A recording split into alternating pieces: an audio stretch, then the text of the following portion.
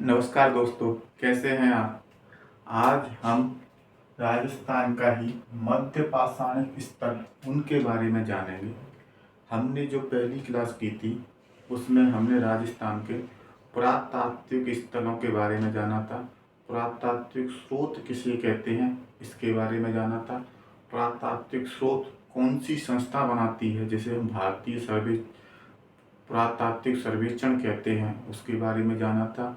और उसके बाद में हमने निम्न पुरापाषाण, मध्य पुरापाषाण और उच्च पुरापाषाण के स्थलों के बारे में जाना था। आज हम जो पढ़ेंगे वो मध्य पाषाणिक स्थल है, न कि मध्य पुरापाषाणिक स्थल। अगर पुरा लग जाएगा तो फिर हम उसे पैलियोलिथिक में मानते हैं। ये वाला स्थल है, इसको हम बोलते हैं माइक्रोलिथिक एज।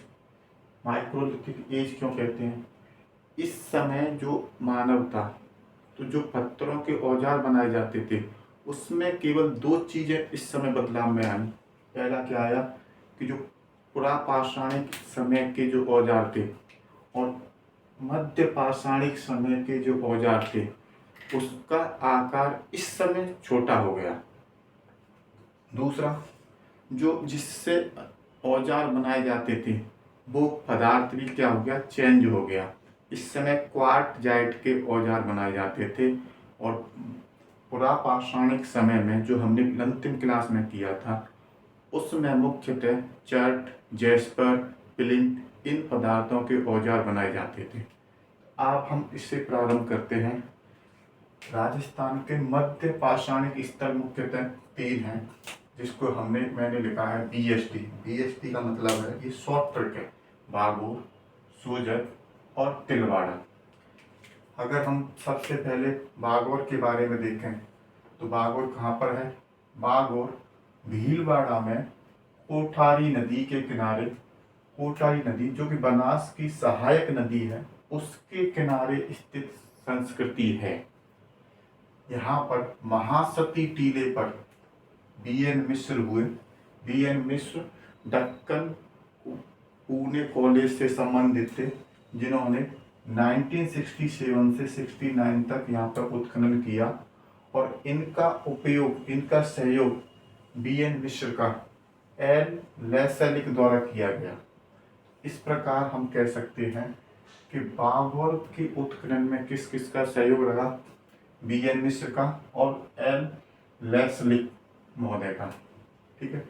अब हमें जब बागोर से BN मिश्र द्वारा उत्खनन किया गया तो इन्हें 3 स्तर की लेयर प्राप्त हुई। कहाँ से? 3 स्तर प्राप्त हुए बागोर से, जिससे निम्न पाषाणिक, ताम्र पाषाणिक और लोहकालीन स्तर प्राप्त हुए। तो लोहकालीन स्तर से, क्योंकि आप समझिए कोई सभ्यता, अगर कोई संस्कृति हमें मिलती है तो सबसे पुरानी संस्कृति क्या होगी? सबसे नीचे होगी, फिर उससे नई वाली संस्कृति उससे ऊपर होगी और सबसे नई लेटेस्ट जो संस्कृति होगी, कल्चर होगा, वो कहाँ पे होगा? सबसे ऊपर होगा। इसलिए सबसे नीचे कौन सी है? मध्य पाषाणिक, उससे ऊपर ताम्र पाषाणिक और उससे ऊपर लोहकालीन सभ्यता थी, संस्कृति थी। लोहकालीन संस्कृति से हमें क्या मिला है? 7 लोहे के उपकरण मिले हैं, 5 कंकाल मिले हैं और मृद भांड मिले हैं, बर्तन मिले हैं हमें वहाँ से। ताम्र पाषाणिक संस्कृति से हमें क्या क्या मिला है?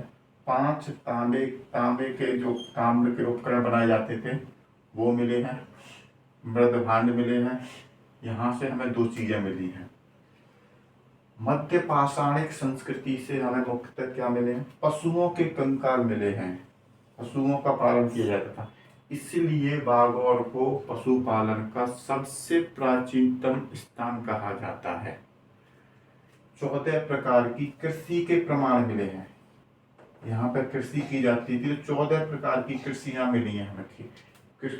अनाज मिला है 14 प्रकार के। हड्डी के उपकरण मिले हैं, गले में हड्डी के उपकरण मिले हैं, तो ऐसे लगता है कि यहाँ पर हड्डियों से उपकरण बनाए जाते थे। ठीक है।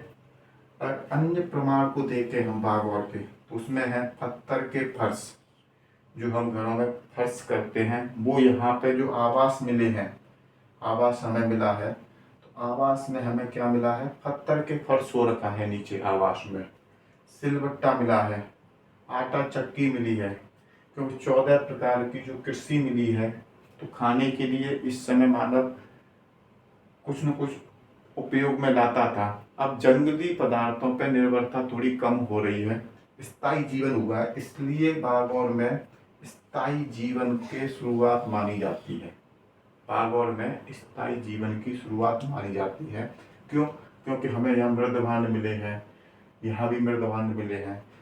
स्थायी जीवन मृद भांड मिलने से जब आप एग्रीकल्चर कोई कृषि कर रहे हो, तो कृषि के लिए आपको जो सरप्लस मिलेगा, कृषि करने के बाद में जो आपको प्रोडक्ट मिला, जो अनाज आया, उसको स्टोर करने के लिए आपको किसी न किसी बर्तन या किसी अन्य प्रकार के पदार्थ की आवश्यकता होगी जिसमें आप उसको रख सकते हैं।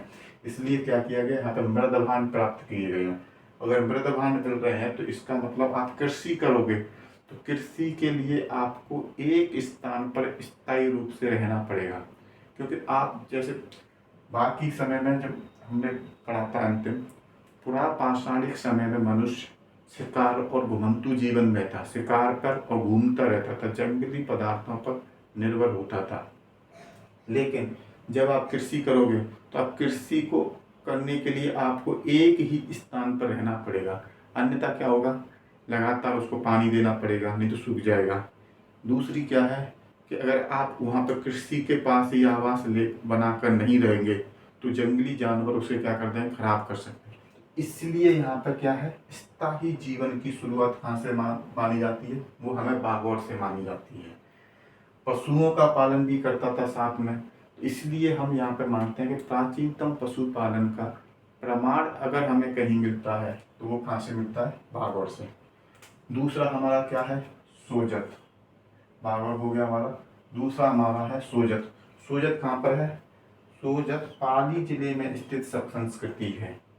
यहाँ से भी हमें क्या मिला है, मध्य पाषाणिक स्थलों के प्रमाण मिले हैं, मध्य पाषाणिक काल के प्रमाण मिले हैं।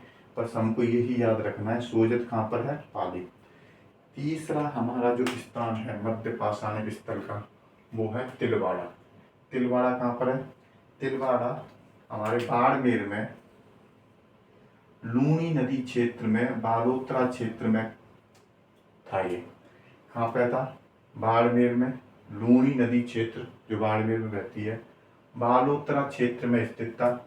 इसका भी उत्खनन BN मिश्र द्वारा 1967 से 1969 तक किया गया।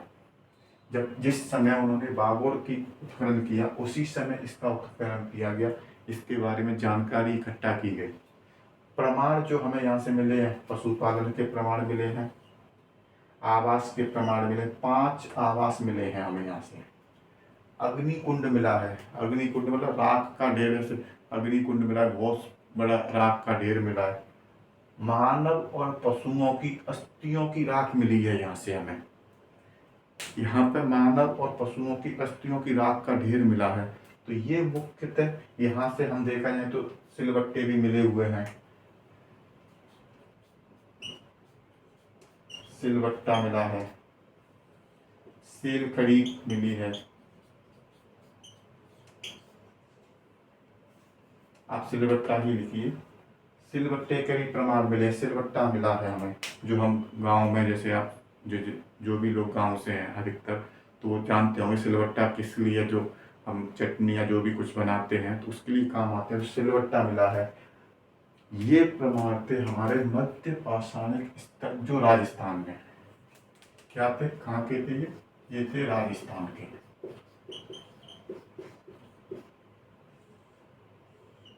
राजस्थान, तो ये हमारे थे मध्य पाषाणिक स्थल। अब इसके बाद में जो हम पढ़ेंगे, हमने जैसे सामान्य इतिहास में पढ़ते हैं, तो सामान्य इतिहास में मध्य पाषाणिक के बाद में, माइक्रोलिथिक एज के बाद में एक अलग प्रमाण आता है, लेकिन राजस्थान में यहाँ पर ताम्र युग आ गया है। मध्य पाषाणिक के बाद में सीधा क्या आया, ताम्र युग आया है। उसके क्या कारण थे, कैसे उसकी उत्पत्ति हुई, कहाँ कहाँ उसका विस्तार था, मानव का जीवन किस प्रकार था, कैसे उसके मानव जीवन ने प्रभावित किया, वो सारी चीज़ें हम अन्य क्लास में पढ़ेंगे। जय हिंद जो दोस्तों, नमस्कार।